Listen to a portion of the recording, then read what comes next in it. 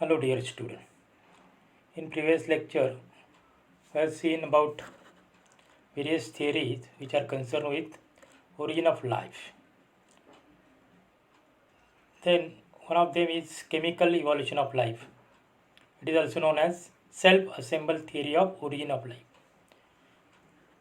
In this theory, we have seen how the first life that is arises with the help of chemicals in CO2. Then the next part, that is Miller-Urey experiment. Stanley L. Miller and his teacher Harold C. Urey provided the first experimental evidences in support of chemical evolution theory of operon. They designed a glass apparatus called spark discharge apparatus. This apparatus was first sterilized and evacuated. Then methane, ammonia and hydrogen gases were pumped in the proportion of 1:2:1 into glass chamber, because in previous atmosphere of earth these gases are only present. A tube carrying water vapors was also connected to the chamber. Then in previous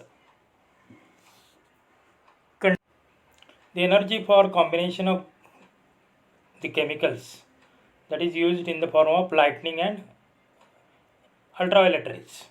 Here in this apparatus, this a tube carrying water vapor are also connected to chamber, and lightning effect was by electric discharge of carbon in the form of spark. The process of evaporation and precipitation was also stimulated by the use of heating mantle and condenser respectively. This process is continuous to so many hours. The mixture of methane, ammonia, hydrogen was exposed continuously to electric discharge for several days, causing the gas to interact, after which there was condensation. The liquid collected in U-tube turned brown. These chemicals which is formed, that chemicals is analyzed and it reports the presence of simple organic compounds like urea, amino acid, lactic acids, etc., which are present in today's living form. This experiment strongly support that the simple molecules present in Earth's early atmosphere combine to form organic building blocks of life. Then RNA world hypothesis. Operon-Haldane theory and Miller-Urey experiments gives us to understand how origin of life on Earth goes from non-living to living. That means how today's living beings, they are originated from non-living things. We are also aware that certain proteins which we call enzymes catalyze the chemical reaction in cell. In 1980, Sidney Altman and Thomas Chase independently found out that RNAs can also act as a biocatalyst. These catalytic RNAs are called as ribozymes. For this discovery, Altman and Chase were awarded with Nobel Prize of Chemistry in 1989. This discovery provided important support of RNA world hypothesis. This hypothesis suggests that early life must have been based exclusively on nucleic acid, most probably RNA, because RNA and DNA, these are the nucleic acid. It was first proposed by Carl Schurz, Francis Crick in 1960s. Fact in RNA is found abundantly in all living cells. It is structurally related to DNA, and chains of RNA can evolve or undergo mutations, replicate and catalyst reaction, and all support this hypothesis. This is the RNA world hypothesis. We have seen how the first life that is originated from chemicals in chemical evolution of life. Then the next part, that is organic evolution. Organic evolution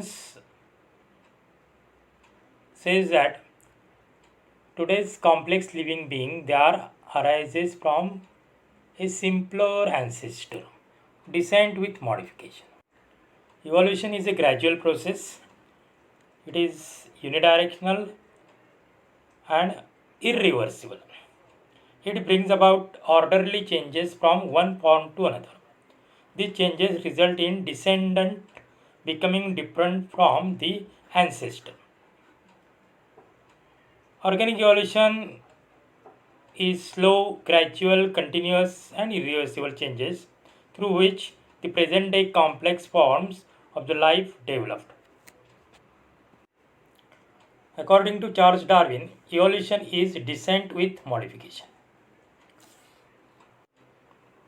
Darwinism. Before Darwinism, several theories were proposed to explain the process of organic evolution. For example, Lamarck published theory of origin of acquired characters, which was then ruled out. Darwinism, that is the theory of origin of species by natural selection. Charles Darwin, as a naturalist, travels extensively the world over from 27 December 1831 to October 1836 and returned to England. Based on his collection of living and fossil materials, he published a book, The Origin of Species by Natural Selection, in 1859. Before publishing his book, he was very much influenced by Seeley, who pointed out that the natural forces that exist in the past are some of those existing at present.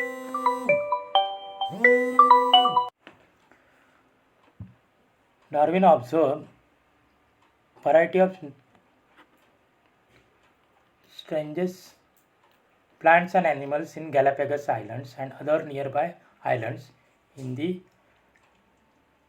archipelago in terms of variation between the tortoise and finches. Similar observations were also made by Wallace. He was also influenced by R. Malthus, an economist who worked on human population, mentioning that the reproductive potential of human is greater than the others. This resulted in multiplication of human population without corresponding increase in food supply. This increase leads to competition and struggle for existence of human species. He was also influenced by plants, animals, breeders who by using artificial selection altered the characteristics of cultivated plants and domestic. Darwinism is based on 5 main aspects. First is overproduction. Overproduction is also known as prodigality of nature. It is the natural tendency to produce more number of progeny in geometric ratio. For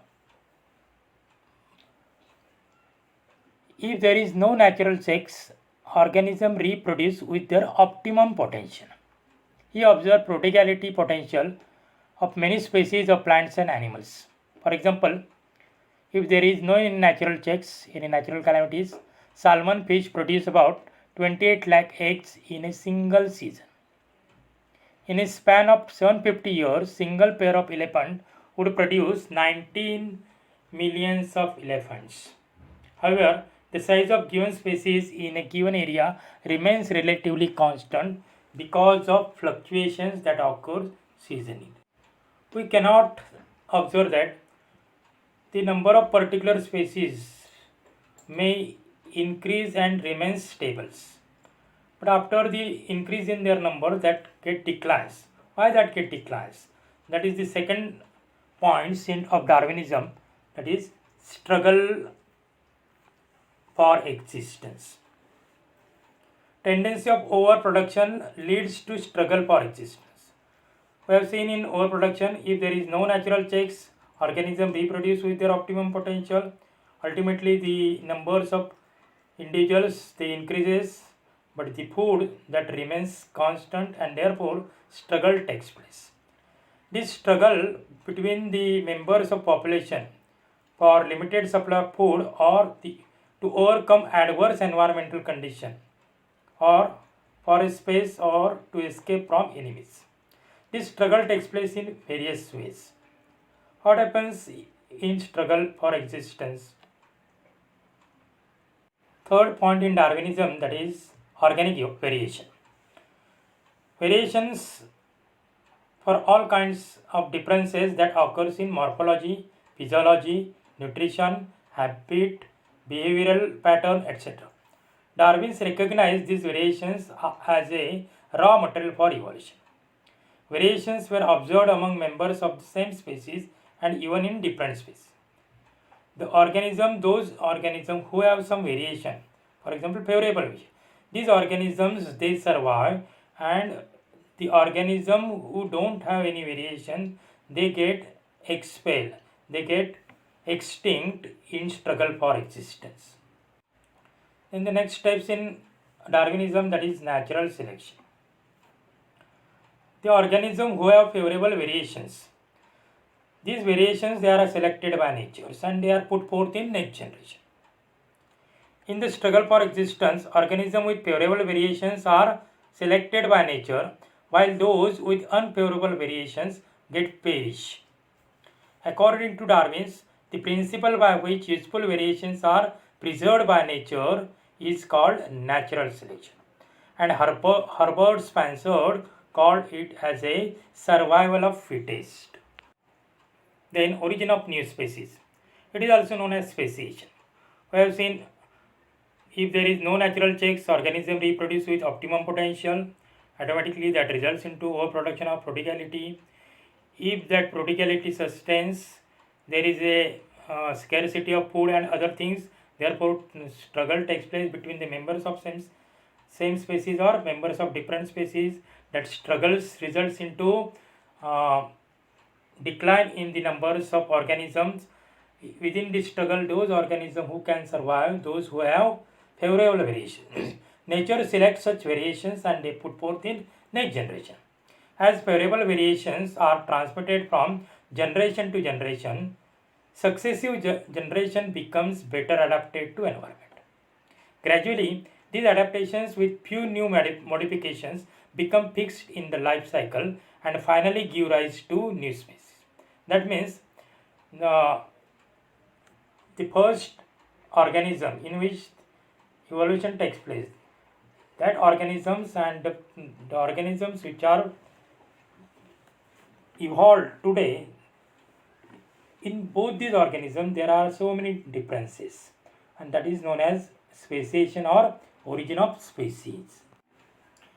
There are so many evidences for Darwinism. For example, evolution of long-necked giraffe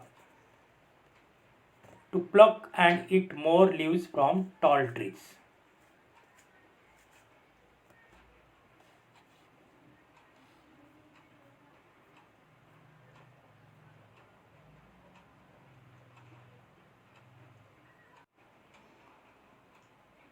This adaptation becomes fixed in life for survival.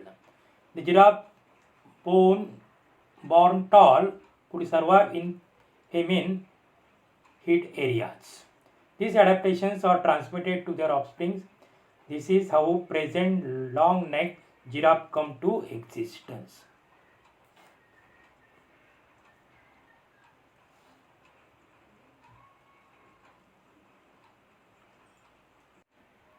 Black-colored peppered moth evolved gradually as a new species.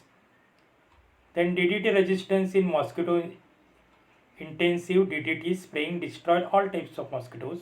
However, some mosquitoes develop resistance to DDT and survive. Such resistant mosquitoes survived and reproduced, giving rise to more resistance. These are some examples of Darwinism. As well as there are some drawbacks and objection to Darwinism. One of them is he considered minute fluctuation variation as principal factors which are not heritable and not part of evolution. He also did not distinguish some somatic and germinal variation and considered all variation are heritable. He did not explain the arrival of fittest. He also did not explain the cause, origin, and inheritance of variation and of various